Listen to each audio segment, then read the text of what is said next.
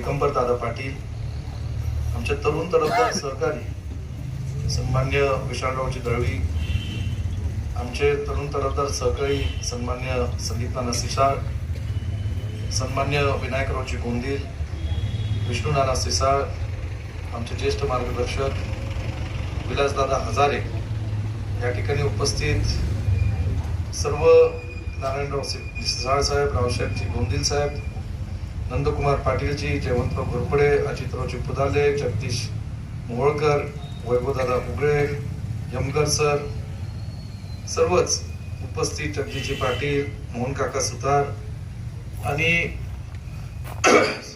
आमचे माजी नगरसेवक किरण निकमजी, सर्व मोठ्या संख्येने उपस्थित असताना आमच्या माता भगिनी, सर्व माझे तरुण सहकारी कार्यकर्ते आणि बंधू भगिनींनो, प्रथमतः आज आमच्या विनंतीला मान देऊन आपण सर्वजण मोठ्या संख्येने इथं उपस्थित राहिला त्याबद्दल आपल्या सर्वांचे मी मनापासून आभार मानेल. माझ्या सोबत आज राष्ट्रवादी आणि शिवसेनेचे नेतेगण या आजच्या बैठकीसाठी उपस्थित राहिले म्हणून आज त्यांचेही मी मनापासून आभार मानतो. येणाऱ्या 20 तारखेला आपण पुन्हा एकदा पलूस, कडेगाव, सांगली जिल्हा आणि महाराष्ट्राच्या भविष्यासाठी मतदान करणार आहोत. आपला हा महाराष्ट्र आणि आपला हा मतदारसंघ हा पुढील 5 वर्षाकरता कुठल्या विचाराने आपल्याला चालवायचा आहे, कुठल्या विचाराला आपल्याला साथ द्यायची, याच्यासाठी आपण महत्वपूर्ण आपलं असं मतदान करणार आहोत. आपल्या पलूस कडेगाव मतदारसंघाला एक स्वर्गीय पतंगरावजी कदम साहेबांचा विचारांचा वारसा आहे. गेले 45 वर्षाहून अधिक काळ पतंगरावजी कदम साहेबांनी या मतदारसंघाची ओळख संपूर्ण महाराष्ट्रात नेलेली आहे. आपण सर्वजण कदम साहेबांच्या पाठीशी नेहमीच खंबीरपणे उभे राहिला. परंतु ज्यावेळेस पतंगरावजी कदम साहेबांनी सोनसळ सारख्या एका छोट्याशा गावात जन्माला आल्यानंतर आपला शैक्षणिक प्रवास सुरू केला आणि वयाच्या 19व्या वर्षी 10x10च्या खोलीमध्ये भारतीय विद्यापीठाची स्थापना केली. त्या दिवसापासून पतंगरावजी कदम साहेबांना सातत्याने या तत्कालीन असणारा भिलवडी वांगी मतदारसंघ आणि आजच्या पलूस कडेगाव मतदारसंघातल्या लोकांचे प्रश्न सोडवण्याची एक मनापासून त्यांच्यामध्ये तळमळ होती.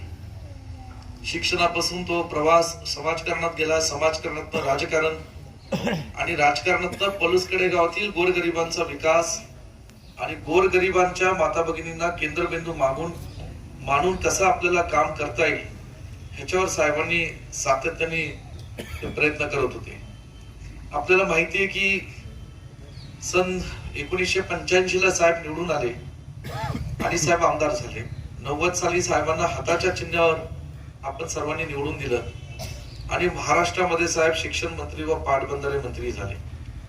पाटबंधारे मंत्री म्हणून टाकरी टेंबूची मुहूर्तमेढ ही पतंगरावजी कदम साहेबांनी केली आणि कडेगाव तालुक्यातील या संपूर्ण तालुक्यामध्ये पाणी आणण्यासाठी त्यांनी आयुष्यभर धडपड केली.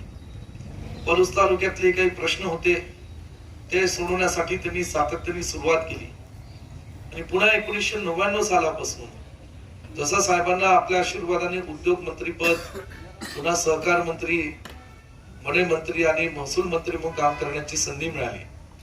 त्यातून या महाराष्ट्रामध्ये साहेबांनी आणि आपल्या मतदारसंघामध्ये प्रचंड मोठं विकास काम केलं. ह्याला तुम्ही सगळी मंडळी साक्षीदार आहात. उद्योग खाता असताना पलूस तालुक्यातले रस्ते विकसित केले, आपली MIDC पलूसची मोठी केली, आपल्या पलूस मध्ये बंद पडलेली यशवंत पाणी पुरवठा योजना पुनर्जीवित केली. या पलूस तालुक्यामध्ये असंख्य मोठी कामं, आपला अंकलकोप आमदापूरचा पूल असेल, ही सगळी कामं पतंगरावजी कदम साहेबांमध्ये त्या काळात पूर्ण केली. हे सगळं आपल्याला या ठिकाणी त्याची कल्पना आहे. कुंडल येथे मोठी फॉरेस्ट अकॅडमी उभी केली. आज देशातले आणि महाराष्ट्रातले मोठमोठे अधिकारी आज त्या फॉरेस्ट अकॅडमीमध्ये येऊन त्यांचं ट्रेनिंग घेतात. याचाही मनापासून आनंद मला या ठिकाणी होतोय. हे सगळं करत असताना आपल्याला कल्पना आहे साहेबांनी एक सहकाराचं शिक्षणाचं जाळं या मतदारसंघामध्ये उभं केलं आणि त्या सहकाराच्या आणि शिक्षणाच्या जाळ्यामधून अनेक लोकांना शिक्षणाची तर व्यवस्था केलीच, त्यातली गोरगरीब बहुजन समाजातली आणि शेतकरी कुटुंबातली मुलं होती. पण सहकाराच्या जाळ्यातनं सुद्धा असंख्य लोकांचे कुटुंब, संसार आणि प्रपंच उभा करण्याचं काम हे पतंगरावजी कदम साहेबांच्या त्या कामातनं झालं. 18 साली साहेबांचं दुःखद निधन झालं. एक दुःखाचा डोंगर आपल्या सर्वांवर कोसळला, पण तुम्ही सगळ्यांनी मला साथ दिली. माझ्या पाठीशी आपण सगळी मंडळी खंबीरपणे उभे राहिला आणि तदनंतर मी कामाला सुरुवात केली. 19च्या आधी दुर्दैवाने कृष्णा नदी काठ मोठा महापूर आला. त्याच्यात सर्वांना माहिती, मी जीव ओतून काम केलं. त्यामध्ये जवळजवळ 35,000 लोकांसाठी राहण्याची, जेवणाची व्यवस्था आणि त्यांना मदतीची व्यवस्था हे आम्ही सगळेजण सातत्याने करत होतो. ह्याच्या पलीकडे पुन्हा आपण सगळ्यांनी मला 1,62,000 निवडून दिलं आणि ती निवडणूक झाल्यानंतर सुदैवाने महाराष्ट्रात महाविकास आघाडीचं सरकार बनलं. आणि जसं आमच्या मोहिते साहेबांनी सांगितलं की ते बनण्याचं कारण सुद्धा वेगळं होतं, की कुठेतरी शिवसेनेचा विश्वासघात त्या ठिकाणी सत्तेमध्ये असलेल्या भाजप पक्षाने केला आणि एकंदरीत शिवसेना पक्ष संपवून या महाराष्ट्रामध्ये आता भाजप पक्षच मोठा करायचा या हेतूने जे काही विश्वासघात केला, त्यामुळे शिवसेने नाईलाजाने त्यांची साथ सोडली आणि एका सेक्युलर विचारधारेवर आणि काँग्रेस राष्ट्रवादीवर त्यांनी एकत्रित येण्याचं काम केलं.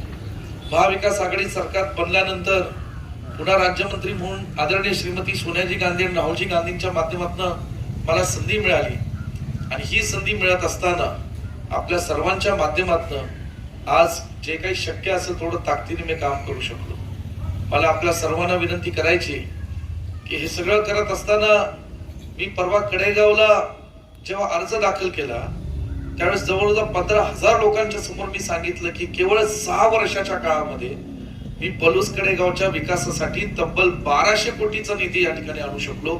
याचा मनापासून या ठिकाणी मला आनंद आहे. यादी वाचायला कदाचित वेळ सुद्धा पुरायचा नाही, परंतु प्रत्येकाच्या घरात पुस्तिका पोचली आणि त्यातनं आज आपण पाहू शकता की कडेगाव तालुक्यापासून ते पलूस तालुक्यातल्या आष्टा अंकुलकोप पर्यंत पुसेसावळीपासून जवळजवळ 263 कोटीचा एशिया बँकेचा रस्ता मंजूर करून घेतला. त्याचा 50% काम पूर्ण झाले.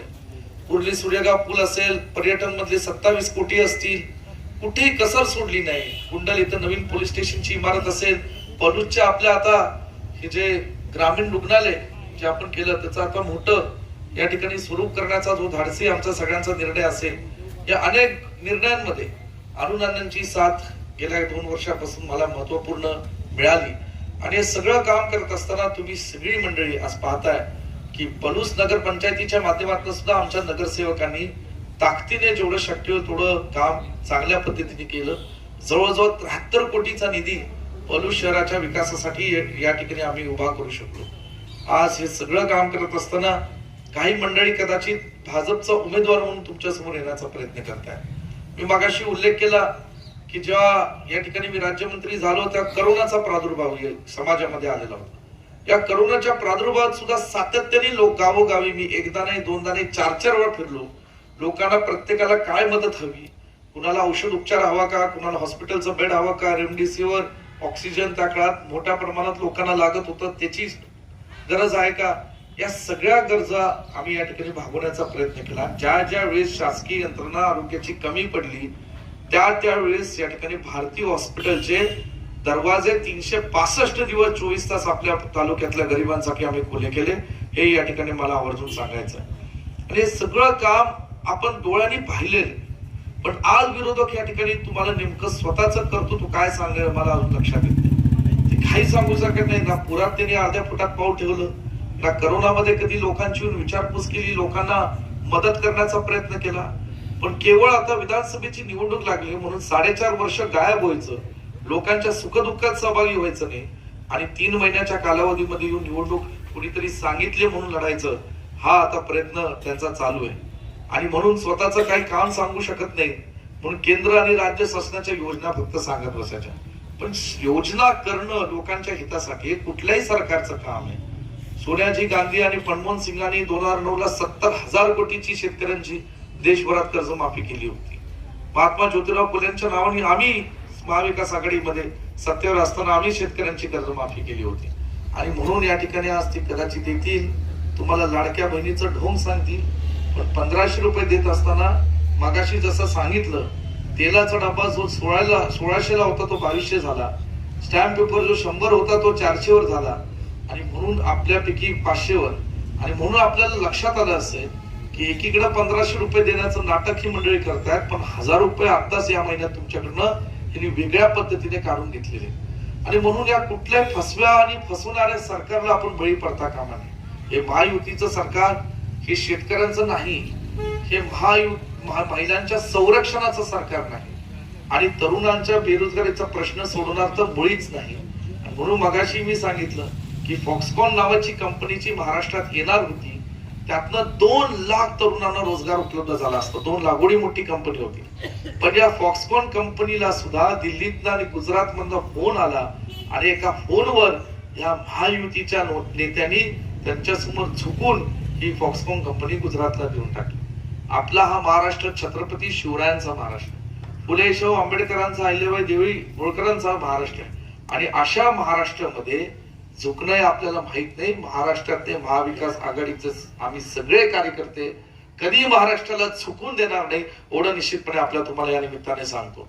आणि म्हणून या ठिकाणी आज ही जी निवडणूक आहे ही महाराष्ट्र वाचवण्याची निवडणूक आहे. महाराष्ट्र चुकीच्या नेत्यांच्या चुकीच्या पद्धतीने ज्यांनी पक्ष फोडले, कुटुंब फोडले, अशा पद्धतीच्या प्रवृत्तीचे असणारी जी माणसं आहेत त्यांच्यापासून वाचवण्याची ही निवडणूक आहे. पलूस कडेगावच्या बाबतीत मी एवढंच सांगेन, जे पतंगरावजी कदम साहेबांनी काम उभं केलं ते मी पुढे तुमच्या आशीर्वादाने चालू ठेवलं. ते काम आज महाराष्ट्रामध्ये कदम साहेबांनी पलूस कडेगाव नेला. तुम्ही फक्त सगळी पाठीशी राहा. तुमच्या आशीर्वादाने हा मतदारसंघ हिंदुस्थानाच्या नकाशावर नेण्याचं काम मी निश्चितपणे करेन. एवढं या निमित्ताने आपल्या सर्वांना शब्द देतो. तुम्ही सगळ्या आमच्या माता भगिनी या ठिकाणी उपस्थित राहिलात आणि सगळे ज्येष्ठ कार्यकर्ते, तरुण कार्यकर्ते उपस्थित राहिलात, त्याबद्दल तुमच्या सर्वांचे आभार म्हणून इथंच थांबतो. जय हिंद, जय महाराष्ट्र. यानंतर मी आभारासाठी अभिजित फाळके यांना विनंती करतो.